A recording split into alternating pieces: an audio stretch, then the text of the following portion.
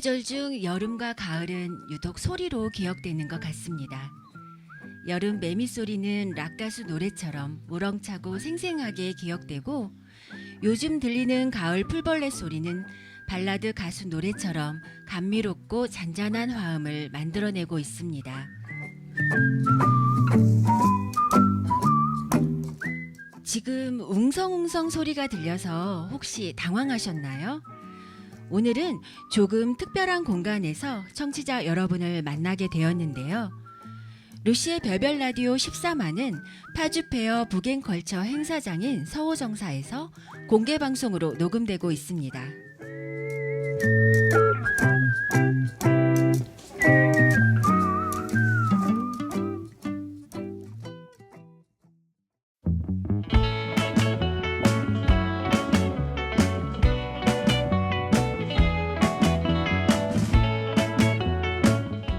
안녕하세요, 루시입니다. 오늘은 책, 문화, 공연이 어우러진 파주페어 북앤컬처 3일간의 대축제 그 둘째 날인데요. 단풍이 저마다의 색으로 물들어가고 있는 이 가을에 자신의 삶을 아름답게 물들이고 있는 세 분의 게스트를 모셨습니다. 책과 음악이 함께 어우러지는 축제의 현장에서 루시의 별별 라디오 공개 방송 지금 시작합니다.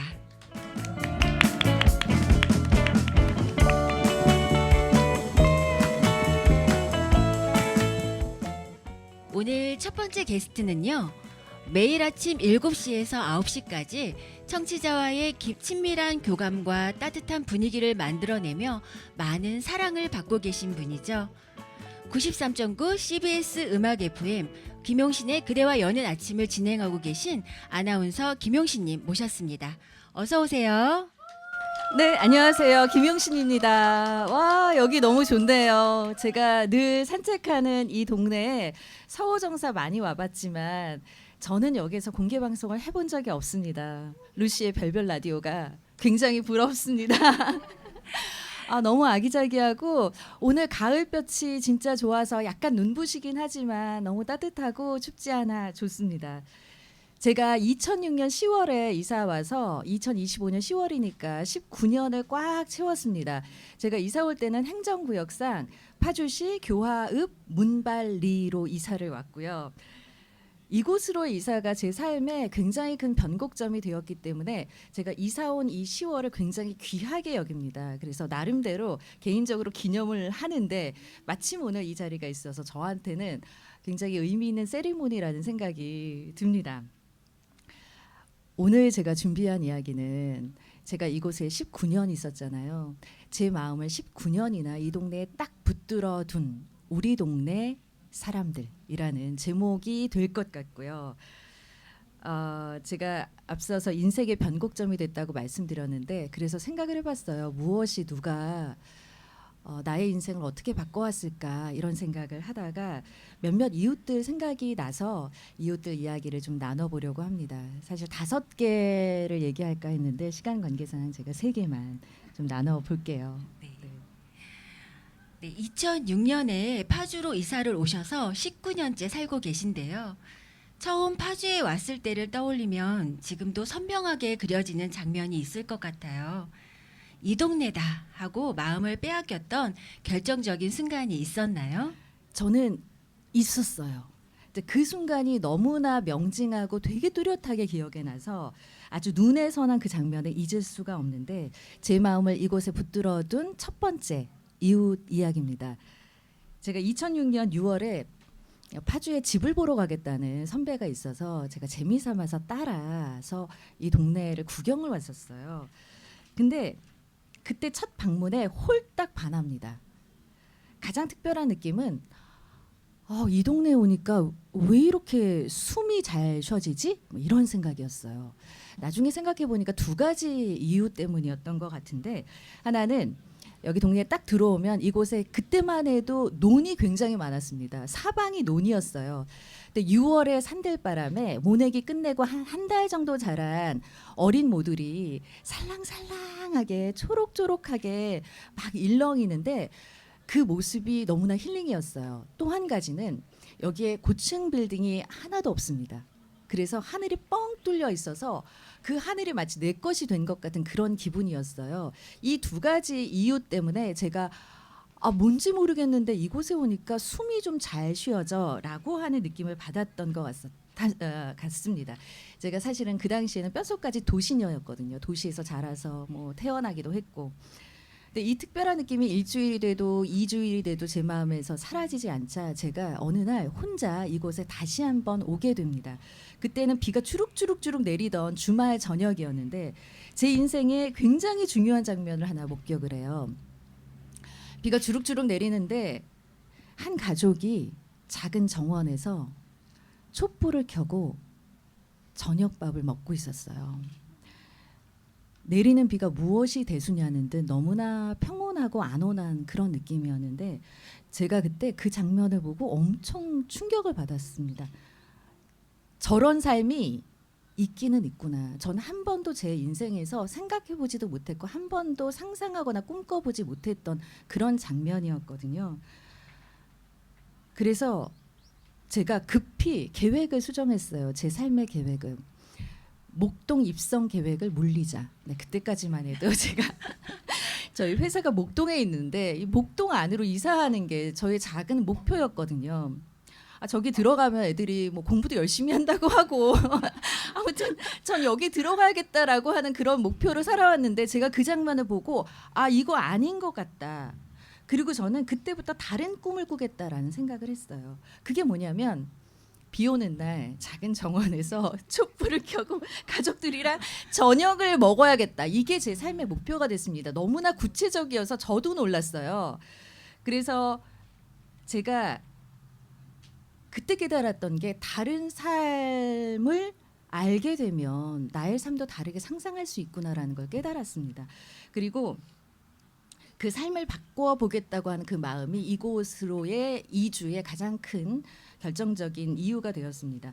그리고 인생 최고의 강렬한 열망과 빠른 속도로 그냥 곧장 이사를 해버리고 말았습니다.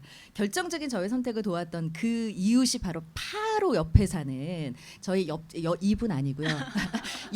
옆집이었는데 그랬죠. 저에게는 그 순간이 진짜 잊혀지지를 않습니다. 그럼 그 옆집 이웃이 이 스토리를 알고 계세요? 제가 이사 와서 처음으로 마당에 나갔잖아요. 이 마당에서 저는 이제 밥을 먹어야 하니까 이 마당에 처음 나갔을 때 그분도 마당에 계셨어요. 그래서 제가 했어요. 제가 그 이웃집의 그 모습에 너무나 큰 감동을 받아서 이사를 하게 되었다라고 말씀을 드렸고 그때 저에게 그때도 따뜻한 고구마를 장작불에 구워서 어묵 국물과 함께 저에게 넘겨주셨습니다. 그래서 너무 감사했는데 안타깝게도 그분은 저를 이곳으로 이끌어 주시고는 다른 곳으로 이사를 가셨어요. 그래서 지금은 안 계십니다. 많이 아쉬우셨겠어요. 한 사람의 자연스러운 일상의 모습이 다른 사람의 삶에 이렇게 큰 영향을 미칠 수도 있다는 걸 생각하면 정말 놀랍기도 합니다. 삶의 방향을 바꾸고 다른 삶으로 연결하는 힘도 사람을 통해서인 것 같아요. 그렇다면 이웃이라는 존재를 처음 실감했던 일이 있었을까요? 저는 사실 파주에 와서 이웃이라는 어떤 개념 존재를 좀 알게 되었어요. 그 전까지는 사실 정말 관심이 하나도 없었습니다. 그런 저에게 어떤 이웃이 되고 싶다라고 하는 마음을 처음으로 안겨준 사람이 있어요. 저의 마음을 붙잡아둔 두 번째 이웃 이야기인데요. 제가 이사를 왔을 때 그 큰 아이가 8살이었고 작은 아이가 5살이었습니다. 어느 날 초인종이 막 울리는데 문을 열어보니까 5살 저희 딸의 동갑내기 동네 친구가 있었어요. 그래서 지금 집에 우리 은재가 없는데 이렇게 얘기했더니 그 꼬마가 아줌마 저는 은재를 찾으러 온 게 아니에요. 저는 지금 목말라서 온 거거든요. 물 좀 주세요. 그러더니 저보다 먼저 성큼성큼 저희 집 안으로 들어가는 거예요. 그래서 제가 얘기를 들어보니까 밖에서 놀다가 너무 목이 말라가지고 제일 가까운 아는 집으로 자기가 들어왔다 이렇게 얘기를 하더라고요. 그래서 물 한 잔을 꿀꺽 들이키더니 아줌마 감사합니다 이러면서 막 나가는 그 친구의 뒷모습을 보는데 제가 굉장히 마음이 묘해져요. 제가 처음으로 느껴봤던 좀 다른 종류의 기쁨이었어요. 이 아이가 우리 집을 안전한 곳으로 여겼구나, 나를 안전한 이웃으로, 안전한 어른으로 여겼구나라는 생각이 드는 순간 제가 굉장히 기쁘고 고마웠습니다. 굉장히 작지만 특별한 경험이었는데 이 경험은 그 후에도 제가 종종 저희 집이 안전한 곳이구나 이런 생각을 해요. 그리고 제가 안전한 이웃이 돼야겠구나, 안전한 어른이 되고 싶다라고 하는 생각을 그 뒤로도 종종 했습니다. 저희 딸이 중학교, 고등학교 시절에 집에 친구들을 진짜 자주 데리고 왔어요.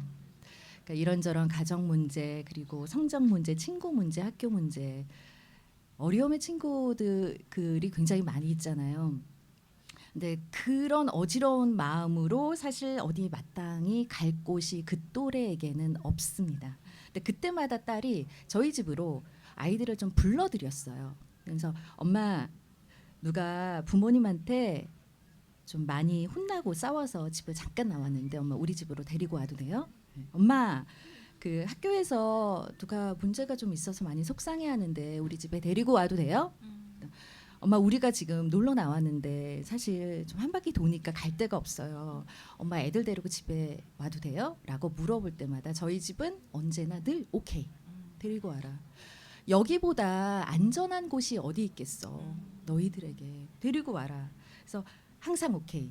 근데 지금 저희 딸은 대학생이 됐어요.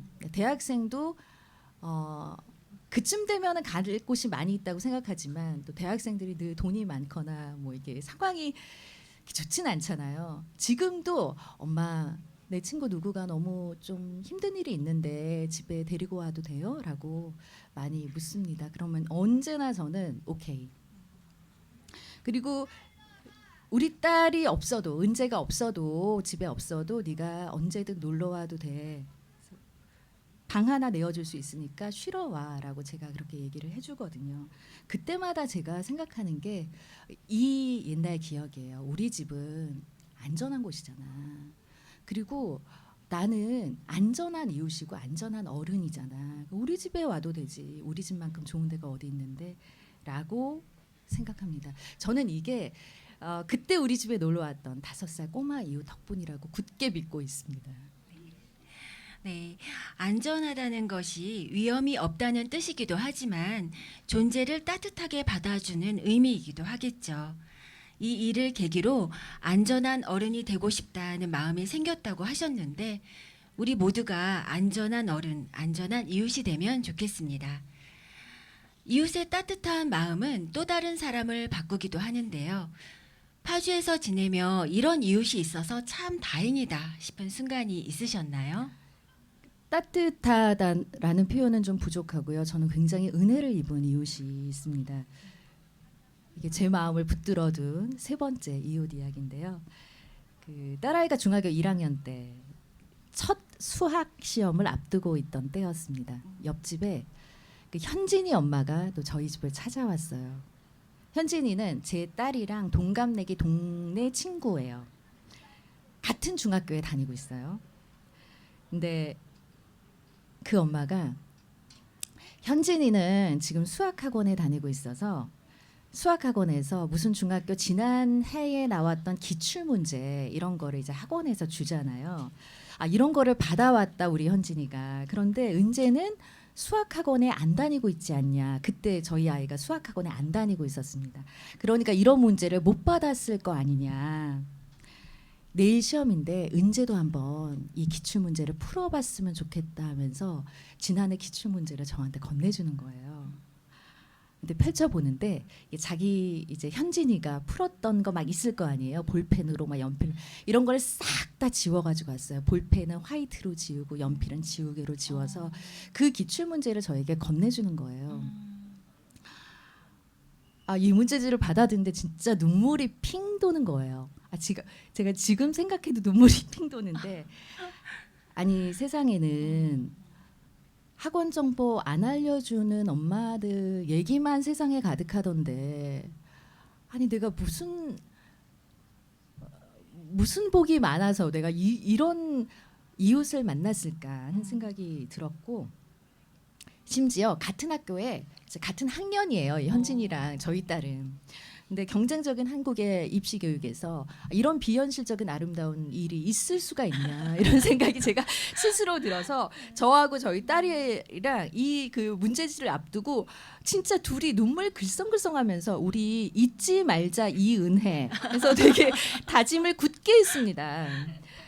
그리고 현진이 엄마가 사실은 초등학교 6년 그리고 중학교 3년 저희 이제 옆집에 살기 때문에 제가 아침마다 방송하러 가는 동안에 그 엄마가 저희 아이를 9년 동안이나 현진이와 함께 같이 등교를 시켜주던 엄마예요. 그러니까 저는 엄청난 은혜를 입은 거죠.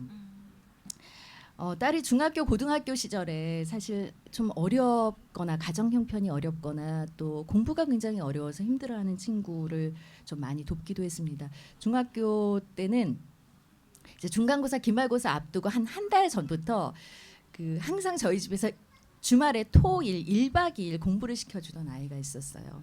그 아이가 여러 가지 좀 공부를 하고 싶은데 좀 할 수 없는 어려운 상황에 있어서 집에 데리고 와서 저희 아이가 그 스스로 자체 제작한 기출 문제를 그 아이에게 나눠주고 같이 풀게 해주고 이제 틀렸던 거 설명해주고 이렇게 1박 2일을 이제 1년을 그렇게 했습니다.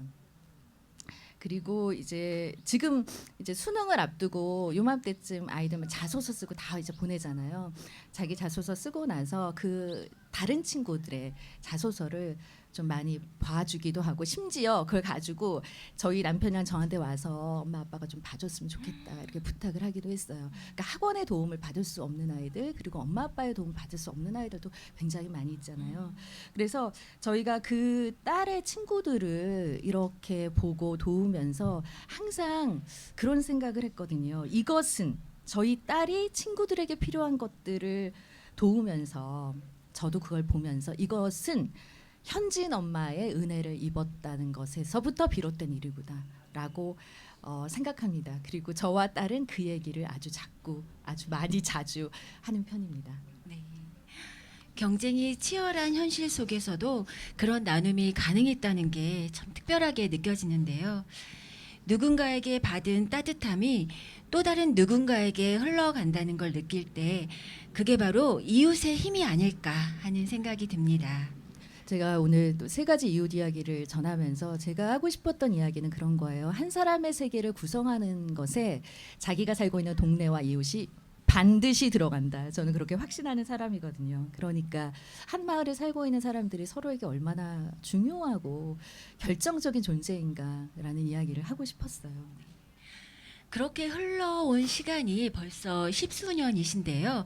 요즘은 어떤 시간들을 보내고 계세요? 많은 분들이 떠나기도 했지만 아직 남아있는 분들도 계시잖아요. 몇몇 이웃들과 제가 2년 전에 책 모임을 시작했어요.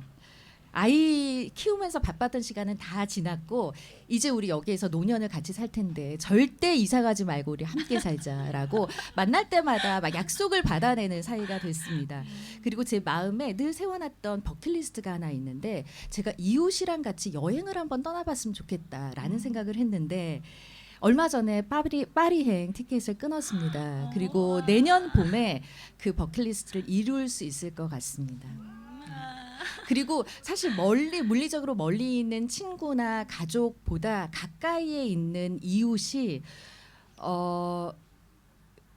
함께할 그런 이웃이 가까이 있다는 게 앞으로의 삶의 노년의 삶을 생각할 때 굉장한 안정감과 기대감을 줍니다. 노년을 함께할 이웃이 있다는 말이 참 아름답게 들립니다. 이웃과 함께하는 파리 여행도 참 멋진데요. 잘 다녀오시고요. 네. 또 책 모임 외에 또 다른 일상도 좀 궁금해요. 하나만 더 들려주세요. 제가 딸 얘기 많이 했잖아요. 딸이 이제 대학생인데 서울에서 자취를 해요.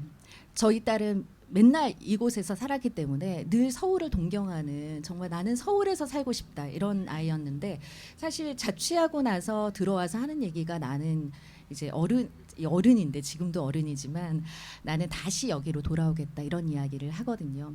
저는 이게 굉장히 희망적인 이야기로 들립니다. 나를 이곳에서 내가 유년을 보낸 사람이 미래의 세대가 다시 나를 키워냈던 마을로 돌아오고 싶다는 이야기를 하는 것은 진짜 희망적인 이야기가 아닐까 싶습니다.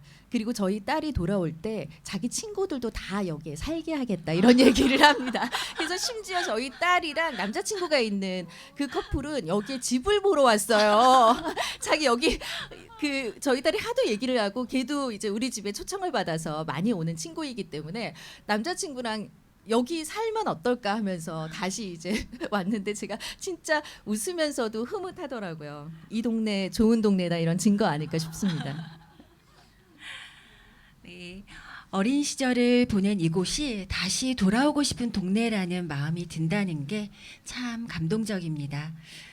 파주에서 19년을 꽉 채워 살아가고 계신 김용신 님이 들려주신 오늘의 이야기처럼 우리가 사는 마을 곳곳에서 서로 기대어 웃을 수 있는 사람들이 많아지길 바라봅니다. 용신 님 오늘 나와주셔서 감사합니다. 네, 초대해 주셔서 고맙습니다.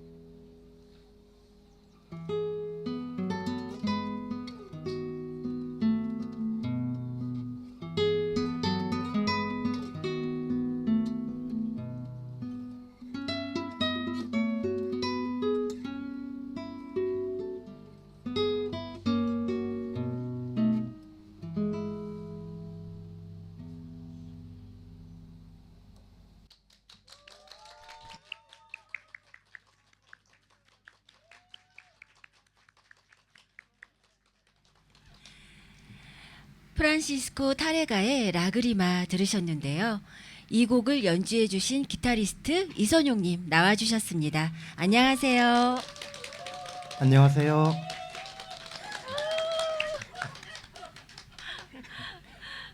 안녕하세요. 기타로 음악 연주하는 이선용입니다. 디어교화 TV의 루시의 별별 라디오에 출연하게 돼서 기쁘다기보다는 재밌을 것 같습니다. 저도 파주에 살고 있는데요. 이사 온 지는 한 2년 반 됐지만 교화도서관과 출판도시 언저리에 다닌 거는 한 15년, 20년 됐어요.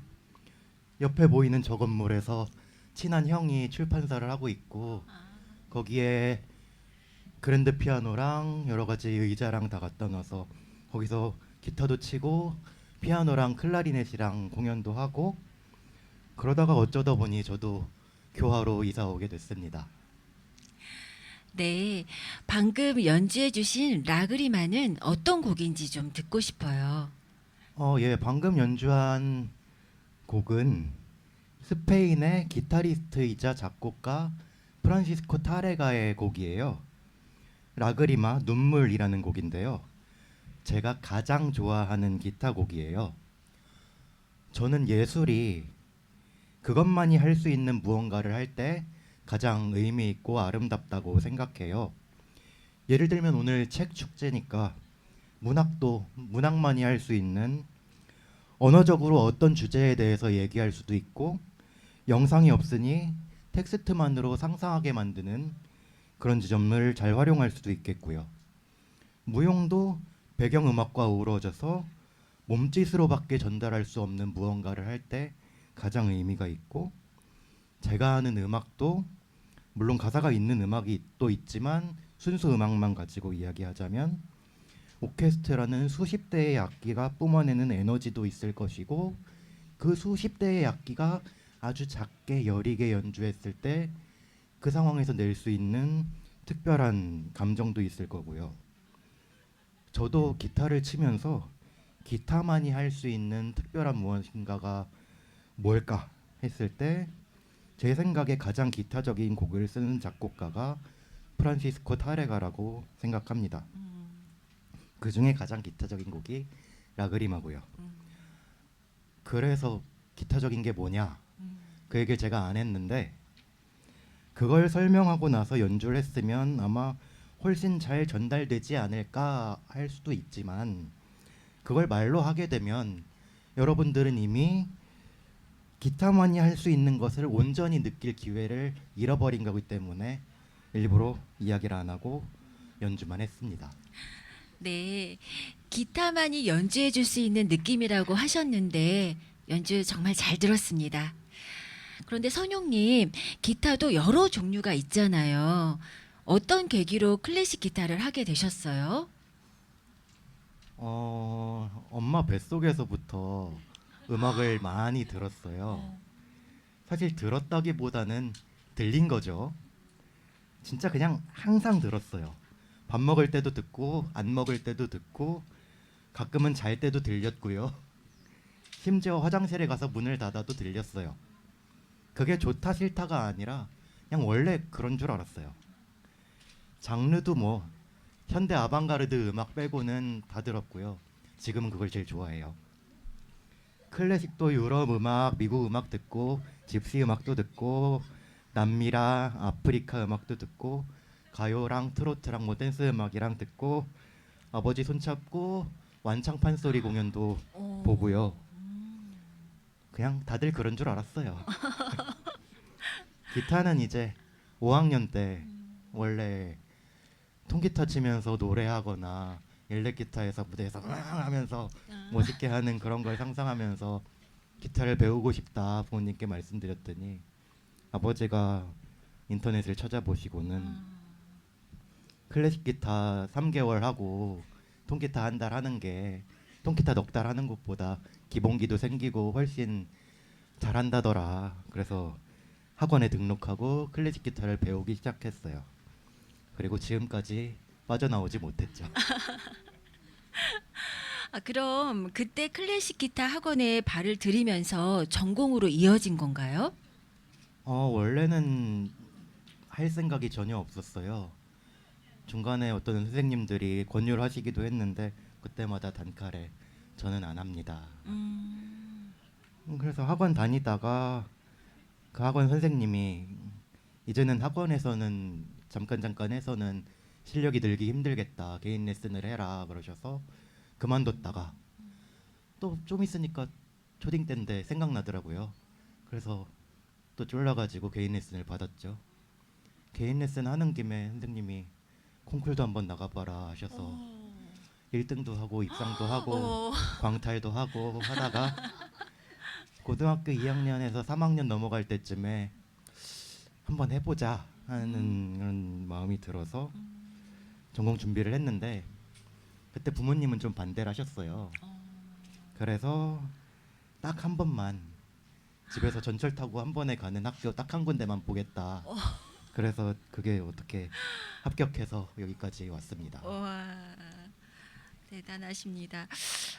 근데 좀 궁금한 게 기타리스트는 평소에 기타만 치시는지 그게 좀 궁금하거든요. 아니면 휴식 시간에 놀이를 하시는 게 있으신지 있다면 하나만 좀 소개해 주세요. 네, 뭐 음주 가무를 즐기고 이런 건 다 똑같고요.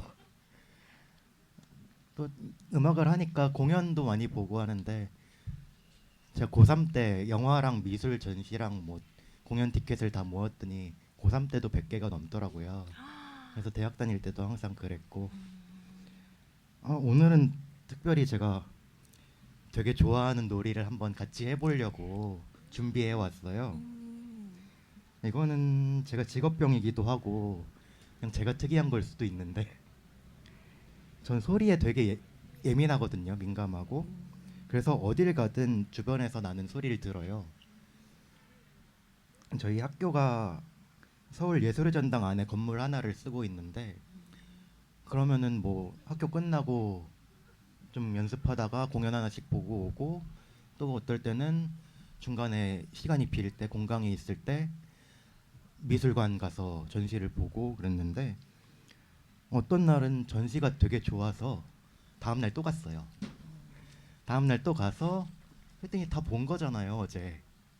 그래서 그냥 제일 좋았던 그림 앞에 고흐의 시들어가는 해바라기였는데 그 앞에 가서 그냥 서 있었어요. 보다가 말다가 하는데 몇 분 있으니까 이제 많이 봤고 소리가 들리더라고요. 매일 듣던 소리 말고 저 옆에서 그림 보면서 어떤 사람들이 이야기하는 소리, 엄마와 딸일 수도 있겠고 커플일 수도 있겠고 아니면은 또 들어보니까 전시 가면 음악 소리 들리잖아요. 네.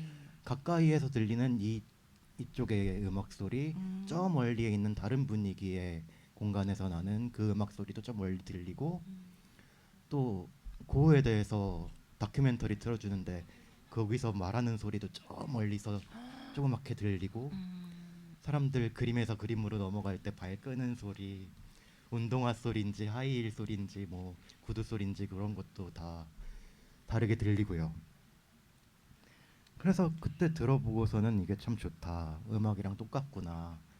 그냥 들리는 모든 소리가 음악이구나 싶어서 어딜 가든 마음의 여유가 있고 시간이 있을 때는 그냥 이런저런 소리를 듣고 지내거든요. 한번 같이 해볼까요? 저희도 해볼 수 있을까요? 네. 그냥 눈을 감으면 좀 시야가 가려지니까 눈 감고 한 1분 정도만 소리를 들어볼게요. 네. 오늘 라디오 들으시는 분들도 이어폰 한쪽이라도 빼고 집이어도 괜찮고 어디든 괜찮아요. 한번 들어볼게요.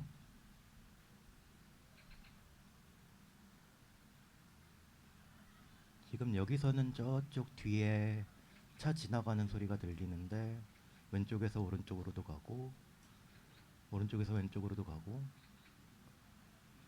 지금 제 기준으로 뒤쪽에서는 짹짹거리는 소리가 나다가 말다가 하고 오토바이 소리 같은 것도 하나 들리고요. 저기 뒤에서 막걸리 파시는 동그리님이 이야기하시는 소리도 들리고 버스 소리 들리네요. 저거 버스 소리예요. 방금 칙하는 소리도 들리고 바람 소리 들리세요?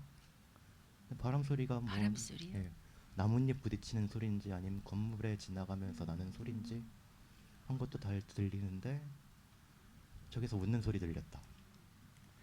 그런 것들을 들어보는 거예요. 네. 여기까지 할까요? 네. 눈을 감고 들어보니까 오히려 더 집중해서 그런지 다양한 소리들이 들리는 것 같아요. 그럼 기타 연주를 즐기는 방법도 다양하게 있을 것 같은데 손용님은 어떻게 즐기시는지 좀 궁금해요. 지금처럼 들으시면 되고요. 방금 하신 것처럼 또 여러 가지 있겠지만 아까 오케스트라 수십 명이 연주한다는 이야기 했잖아요. 네. 수십 명이 각자 다른 소리를 내면서 하나의 음악을 만들어요. 그걸 갖다가 피아노는 88개의 건반으로 압축해서 음악을 만들어내죠. 근데 기타는 줄이 6개예요. 6개를 가지고 그 모든 음악을 꾸겨 넣어가지고 하는 거거든요. 그래서 어떻게 보면 비어 있는데 되게 소리도 작기도 하지만 비어 있는데 잘 들어보면 있을 건 다 있어요. 근데 그게 없는 상태와 있는 만큼 있는 것과 그런 것들을 들어보시면 좋지 않을까 하는 생각이 듭니다. 그리고 저는 연주할 때는 저는 오케스트라를 상상하면서 기타를 칠 때가 많이 있어요. 내가 지금 내는 이 음은, 이 소리는 플룻, 이거는 베이스, 오보에. 여기서 타악기가 저 소리를 잠깐 내고 그게 다시 금관악기로 이어졌다가 뭐 현악기가 받는다. 어떨 땐 그게 같이 난다. 이런 것들을 상상하면서 연주하거든요. 여러분도 음악을 들으시면서 다양한 상상을 해보시면 좋을 것 같습니다. 네, 기타는 작은 오케스트라라는 베토벤의 말이 참 인상적입니다. 그럼 마지막으로 선용님의 음악을 한 곡 더 듣고 선용님과 인사드리겠습니다. 이렇게 많은 분들 앞에서 그냥 제 얘기를 한 건 처음이라서 제 앞에 직업 DJ님이 말씀을 하셔가지고 약간 긴장을 했지만 어떻게 재미있게 들으셨나요? 네. 네, 사실 제 친구들은 너는 제발 입을 열지 말고 기타만 쳐라 그러거든요. 그러니까 말을 그만하고 기타를 치겠습니다. 마지막으로 연주할 곡은 오스트리아 작곡가 유한 카스퍼 메르츠의 로망스입니다. 여러분이 아시는 그 기타 로망스가 아니고요. 저는 이 사람 되게 좋아하는 작곡가인데 이 로망스는 처음 들어봤어요. 전혀 모르던 곡이었는데 얼마 전에 심심해서 악보를 뒤적거리다가 발견한 곡이에요. 한번 악보를 읽어보니 저희는 읽는다고 해요. 악보도 종이로 돼 있고 그걸 읽으면서 기타로 소리를 내보고 이렇게 한번 읽어봤더니 엄청 좋더라고요. 여러분과 한번 같이 들어보고 싶어서 가져왔습니다. 저도 연주하면서 들을 테니까 같이 재밌게 들어주세요. 감사합니다. 네, 선용님의 곡 청해 듣겠습니다.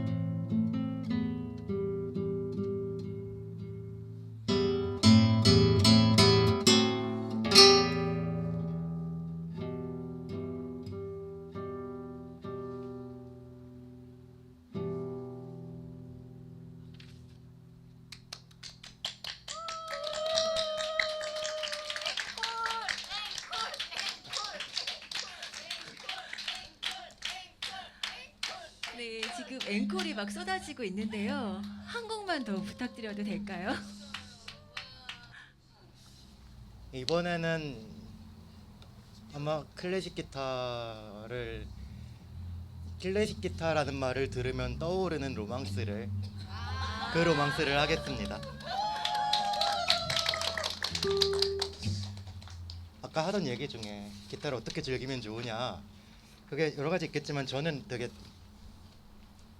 오늘은 정해놨지만 원래는 그날 아침까지도 와서까지도 뭐하지 어떨 땐 하기 싫은데 뭐하지 이럴 때도 있고 하거든요.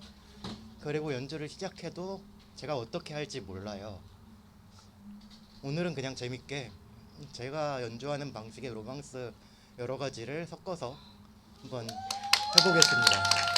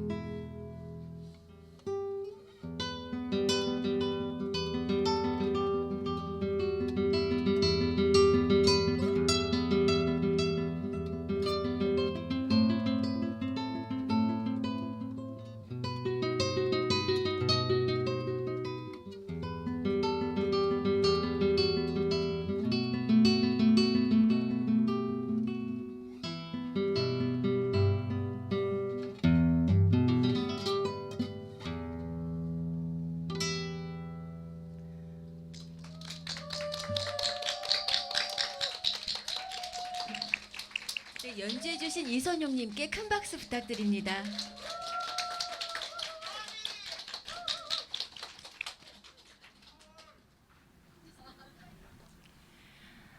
어느덧 오늘 준비한 마지막 시간인데요. 파주페어 북앤컬처 행사가 진행되고 있는 만큼 오늘 책 이야기를 안 하고 넘어갈 수가 없지요. 오늘의 세 번째 게스트는요.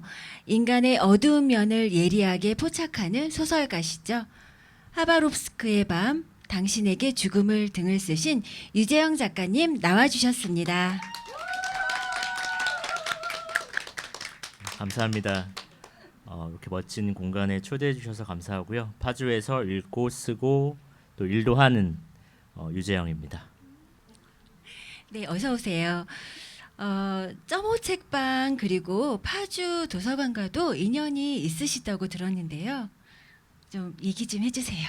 네, 2011년 저도 10월이었는데요. 그때 출판사를 따라서 파주로 이주를 했고요. 꼬박 15년 동안 살았습니다. 예상보다 출판사는 빠르게 퇴직을 하였으나 파주살이는 그만둘 수가 없다 보니 자연스레 인연이 쌓였고요. 점호 책방 그리고 지금은 없어졌죠. 오래된 서점에서 이웃들과 함께 책을 읽는 활동을 해왔습니다. 점호 책방에서는 7년째 함께 읽는 일을 하고 있는데요. 오늘 아침도 모임이 있었어요. 그래서 모임에서 같이 오신 분들은 같이 왔으나 지금은 어디로 가신 것 같아요. 여기 몇몇 분들이 보이시긴 하는데요. 네, 그래서 오늘도 독서 모임을 하고 왔습니다. 마침 오늘 같이 읽은 책이 오직 그녀의 것이라고 김혜진 작가님이 최근에 출판사를 배경으로 책과 편집자의 관계를 이렇게 토바본 소설이 있습니다. 그 책을 읽고 와서 또 이곳을 찾는 느낌이 좀 남달랐고요. 또 올 봄부터는 이곳에서 한 4km 정도 떨어진 도서관에서 낮에는 어린이 자료실에서 일하고 또 밤에는 종합 자료실을 지키는 일을 하고 있습니다. 네, 작가님 파주에 처음 오셨을 때 파주 사례가 어땠는지 좀 궁금해요. 네, 조금 전에 출판사 따라서 이주했다고 했는데 여기서 한 50m 정도 떨어진 곳에 직장을 다녔고 공릉청 근처에 살았습니다. 그 공릉청 근처에 파주시 중앙도서관이 한 2분 거리였어요. 그래서 도서관을 수시로 이용하게 됐고요. 뭐 쓰레기를 버리고 나서 또 밤 산책길 끝에 그리고 일이나 글 쓰는 게 잘 풀리지 않을 때 그리고 무언가 허기질 때도 도서관을 찾으면서 계속 소설을 쓰거나 또 살아갈 동력을 얻었습니다. 사실 파주처럼 계절이 뚜렷하게 느껴지는 곳에서 도서관은 잠시 쉬어가거나 무언가를 도모하기에 더할 수 없이 좋은 공간이었습니다. 네, 현재 점호 책방에서도 책 모임을 하고 계신데 점호 책방은 처음에 어떻게 인연이 되셨어요? 뭐 업무상의 이유도 있었고요. 또 맛집 탐방을 위해서 이곳 문발동에 올 일이 종종 있었는데요. 그러다가 우연히 점호 책방을 발견하게 되었고요. 이후에 인연이 겹치면서 작은 서점을 지원하는 사업에 작가로서 함께 하게 되었고요. 여러 프로그램을 같이 했고 함께 읽는 일을 계속해 오고 있습니다. 또 자연스럽게 책을 읽고 글을 쓰는 모임도 꾸리게 되었는데 그 전에도 적지 않은 시간 동안 책을 읽고 글을 써왔지만 모임을 거듭할수록 독서의 힘이랄까요? 또 글쓰기의 가치를 저도 새롭게 배우게 됐던 것 같아요. 그래서 같이 읽고 이야기를 나누는 과정에서 비로소 한 권의 책이 개개인에게 어떤 의미인지를 좀 깨닫게 되었고요. 그 이후로는 작가 소개 글에 꼭 쓰는 문구가 있는데 함께 읽고 혼자 쓴다라는 문구를 적고 있습니다. 네, 파주의 동네 책방과 공공도서관이 서로 어떻게 영향을 주고 받았는지 또 작가님께서 두 공간에서 얻은 영감이나 차이에 대해서 좀 듣고 싶어요. 이곳 파주 출판단지 못지않게 동네 책방과 도서관도 독서 공동체를 유지하고 확장하는 중요한 플랫폼이 아닌가 싶고요. 도서관은 누구에게나 열려 있고 모두를 환영하는 공간이라면 책방은 서로를 환영하는 구조라고 해야 할까요? 그 차이가 이용자 입장에서도 상호 보완적이지 않을까 싶습니다. 저한테도 그랬고요. 특히 파주는 동네 책방과 공공도서관이 요소에서 협력 관계를 유지하고 있는데요. 독서 문화 프로그램을 같이 기획하고 운영한다든가 도서관 장서를 동네 책방에서 납품한다거나 무엇보다 책을 사랑하는 분들이 동네 책방과 도서관을 오가면서 책 읽는 도시 파주를 완성하고 있다고 할까요? 그래서 작가분들도 이곳 파주에 많이 거주하시는 게 아닐까 생각해 봅니다. 네, 이웃들과 함께 읽었던 책들 중에서 가장 기억에 남는 책 두 권 정도만 소개해 주시겠어요? 예, 그 전에 모임에서 책을 선정하는 기준을 짧게 말씀드려야 할 것 같은데요. 저희는 주로 격주로 모이기 때문에 너무 두껍거나 독해하는데 오랜 시간이 걸리는 책은 가급적 지양하고 있고요. 또 글쓰기도 병행할 때가 많기 때문에 일상에서 생각하고 쓰는 시간도 확보해야 해서 너무 두껍거나 독해하는데 좀 오래 걸리는 책은 지양하는 게 있고 또 모임명은 몇 차례 변경되기도 했는데요. 최근에는 요즘 이야기 워크숍이라는 이름으로 진행을 하고 있습니다. 그렇게 해서 읽은 책 중에 먼저 소개해드릴 책은 델리아 오원스의 소설 가재가 노래하는 곳입니다. 다양한 문학 형식 중 소설은 만년의 장르라고 생각하는데요. 작가로서 개인적인 신념이 하나 있는데 좋은 삶, 최선의 삶이라고 표현할 수도 있을 것 같은데 그런 삶을 살아낸다면 어느 순간 소설이 나오리라는 것입니다. 제 신념에 이 소설이 부합하기도 하고요.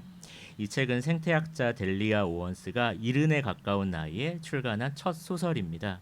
미국 남부의 해안 습지를 배경으로 카야라는 소녀의 성장담을 그리고 있는데요. 소설은 카야가 처한 가혹한 환경을 관계로서 보여주기도 하고 습지의 생태를 묘사하는 방식으로 그려냅니다. 이 이야기는 영화로 만들어지기도 했어요. 영화가 원작을 뛰어넘는 경우는 굉장히 드물잖아요. 네. 이 작품도 그렇습니다. 하지만 카야가 바라보는 습지의 풍경을 영상으로 만날 수 있다는 점에서 추천드리고 싶은 작품이고요. 가재가 노래하는 곳은 이야기를 나누는데 상당히 저희 모임에서도 많은 시간이 필요했어요. 내용적인 측면에서 그만큼 많은 게 깃들어 있기도 했고요. 형식적으로도 흥미로웠기 때문에 이야기할 거리가 차고 넘쳤습니다. 먼 곳의 이야기인데 이렇게 가깝게 느끼고 또 이야기를 나눌 수 있다는 게 저희 책 모임의 장점이 아닌가 싶고 또 소설은 이렇게 삶에 이롭다는 생각을 모임마다 하고 있습니다. 네, 저는 가재가 노래하는 곳을 영화로 먼저 접했는데요. 이번 기회에 책도 한번 읽어봐야겠습니다. 다른 한 권도 좀 궁금해지는데 어떤 책인지 소개해 주세요. 예, 두 번째 소개해드리고 싶은 책은 2022년에 노벨 문학상을 수상한 작가의 책인데요. 아니 에르노의 작품입니다. 너무 좋은 작품이 정말 많은데 저희 모임에서는 한 여자를 읽었습니다. 작가의 어머니가 세상을 떠난 이후 자신의 어머니이자 한 시대를 살다간 한 여자에 대한 기록인데요. 소설을 읽는 일은 필연적으로 자신의 삶을 마주하는 일이기도 하죠. 특히 저희 모임에서는 읽고 쓰는 일까지 이어가고 있기 때문에 개인적 경험과 감정을 어떻게 서사화할지에 대한 고민이 따라 붙습니다. 그래서 아니에르노의 작품은 참 소중한데요. 작가는 연민에 짓눌리지 않고 분석적이고 객관적이면서 솔직하고 군더더기 없는 글을 쓰고자 하는 작가라는 점에서 그렇습니다. 이 책에 대한 소개는 뒷표지에도 인용한 본문의 한 대목을 읽는 것으로 좀 대신하고 싶습니다. 읽어보겠습니다. 이것은 전기도 물론 소설도 아니다. 문학과 사회학 그리고 역사 사이에 존재하는 그 무엇이리라. 어머니의 열망대로 내가 자리를 옮겨온 이곳. 말과 관념이 지배하는 이 세계에서 스스로의 외로움과 부자연스러움을 덜 느끼자면 지배당하는 계층에서 태어났고 그 계층에서 탈출하기를 원했던 나의 어머니가 역사가 되어야 했다. 이후에 작가는 앞으로는 그녀의 목소리를 듣지 못할 것이라며 내가 태어난 세계와의 마지막 연결고리를 잃어버렸다라는 말로 긴 이야기를 마치는데요. 우리의 삶을 어떻게 써야 하는지 방법을 제시한다는 측면에서도 추천하고 싶은 작품입니다. 네, 요즘 작가님은 작가이자 사서로도 일하고 계신데요. 어린이 자료실에서 일하시면서 아이들에게 읽어준 그림책 중에서 특별히 마음에 남는 책도 있으실 것 같아요. 네, 도서관에서 근무하면서 안녕이란 말을 생애 이만큼 해본 적이 없는 것 같아요. 그런데도 저는 언제나 더 많은 인사를 아이들에게 받고 있습니다. 얼마 전에는 자신이 길치라고 책을 찾지 못하겠다는 7살 아이를 만났어요. 네. 책을 찾아주고 고맙다는 말을 하더라고요. 그 말이 더 고맙더라고요. 또 얼마 전에는 종이접기 책을 한참 이렇게 읽고 있는 어린이에게 색종이를 몇 장 건넸는데요. 1시간쯤 지나서 그 친구가 색종이로 엄청 정교한 앙킬로사우루스를 만들어서 저한테 선물이라면서 주더라고요. 그 어느 때보다 어린이라는 세계를 가깝게 느끼고 있습니다. 그 친구들 외에도 어린이와 도서관의 세계로 저를 이끌어준 그림책이 여러 권 있는데요. 먼저 소개해드리고 싶은 책은 그리스 국적의 쌍둥이 작가이기도 한데 안토니스 파파테오 둘루라는 작가의 아낌없이 주는 도서관입니다. 한 권의 책은 하나의 우주를 담고 있잖아요. 그림책도 예외는 아닌 것 같습니다. 한 소년이 처음으로 공공도서관에 가서 책을 대출하고 집에 돌아오는데요. 책을 읽는 과정에서 책 속에 깃든 다양한 인물과 세계를 만난 뒤에 그 책을 반납해야 한다는 걸 깨닫고 시리에 빠집니다. 그 책을 반납하면 자신이 읽어낸 지금 내 옆에 있는 이 거대한 세계, 이 우주가 같이 반납된다고 생각하기 때문이죠. 도서관 데스크 앞에서 사서로부터 책만 반납하면 된다는 말을 들었을 때 소년의 감정이 무척 생생하게 와닿는 그림책입니다.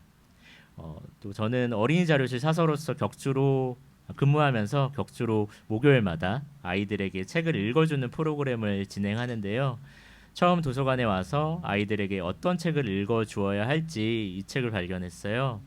고민할 때 이 책을 발견해서 이 책을 읽고 아이들에게 어떤 세계를 전해줄 수 있는 책을 골라야겠구나 깨달은 책입니다.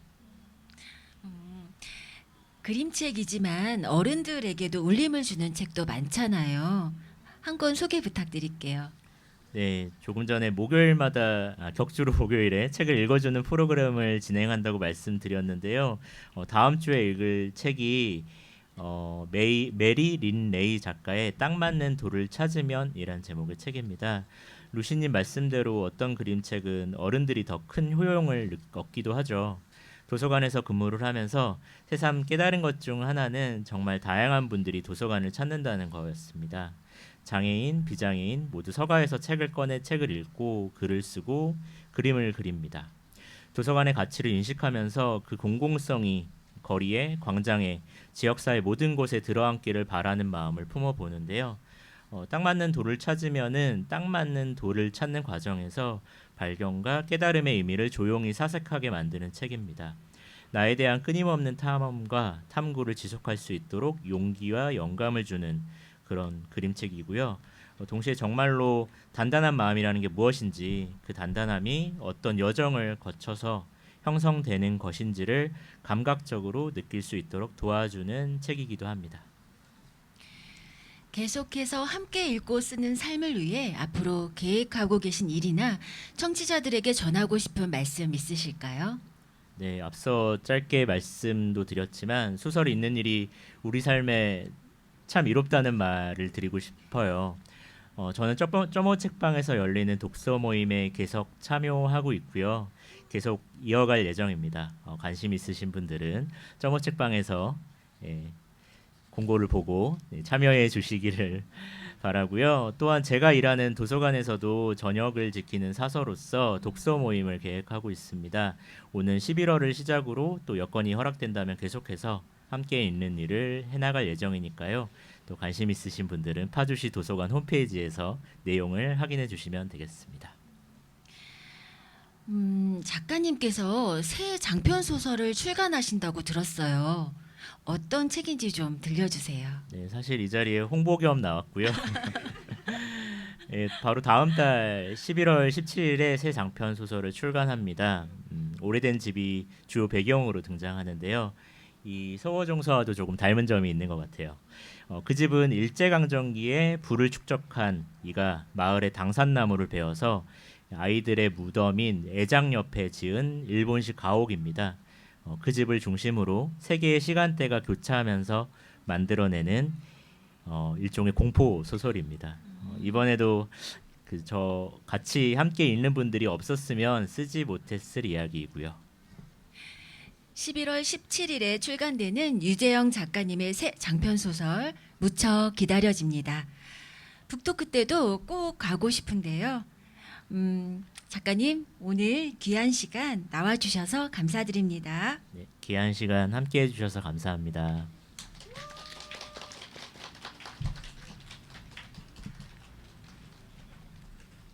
오늘 가을 분위기 물씬 나는 파주의 서호정사에서 유재영 작가님을 모시고 진솔한 이야기들 나눠보았는데요.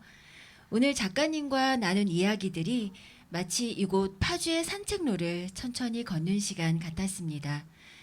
작가님이 보낸 파주에서의 시간, 동네 책방에서의 모임, 도서관에서 아이들과 나눈 순간들이 모두 소중하게 다가왔거든요. 인간을 바라보는 작가님의 따뜻한 시선처럼 청취자분들도 일상 속에서 책과 함께 온기를 많이 느껴보시길 바라봅니다.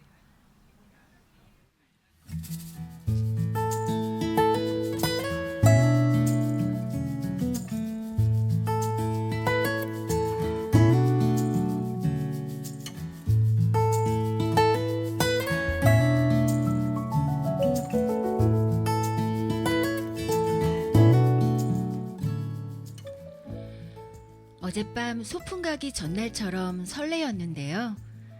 여유로움과 다정한 마음, 그리고 서호정사 마당에서 가을 햇볕까지도 함께 나눴던 오늘 이 시간 어떠셨나요?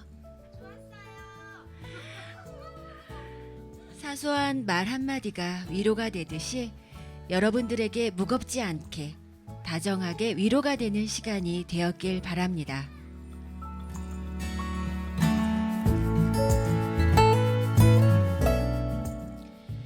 저희 별별 라디오는 2025 파주페어 북앤컬처 행사장인 서호정사에서 녹음되고 있으며 유튜브뿐만 아니라 유튜브 팟캐스트에서도 청취가 가능합니다.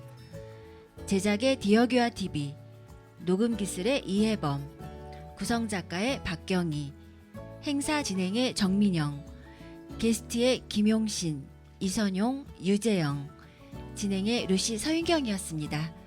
함께해 주셔서 고맙습니다.